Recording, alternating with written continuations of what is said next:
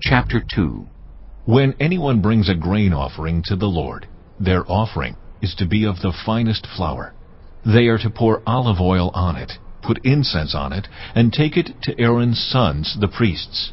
The priest shall take a handful of the flour and oil, together with all the incense, and burn this as a memorial portion on the altar, a food offering, an aroma pleasing to the Lord.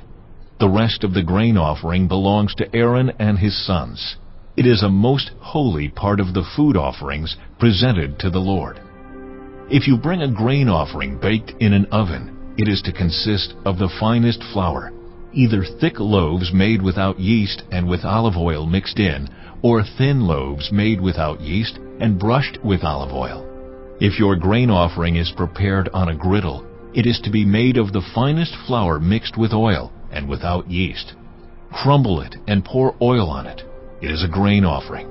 If your grain offering is cooked in a pan, it is to be made of the finest flour and some olive oil. Bring the grain offering made of these things to the Lord. Present it to the priest, who shall take it to the altar. He shall take out the memorial portion from the grain offering and burn it on the altar as a food offering, an aroma pleasing to the Lord. The rest of the grain offering belongs to Aaron and his sons. It is a most holy part of the food offerings presented to the Lord.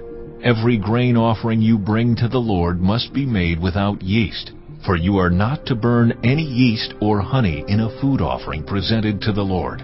You may bring them to the Lord as an offering of the first fruits, but they are not to be offered on the altar as a pleasing aroma. Season all your grain offerings with salt. Do not leave the salt of the covenant of your God out of your grain offerings. Add salt to all your offerings. If you bring a grain offering of first fruits to the Lord, offer crushed heads of new grain roasted in the fire. Put oil and incense on it. It is a grain offering. The priest shall burn the memorial portion of the crushed grain and the oil, together with all the incense, as a food offering, presented to the Lord.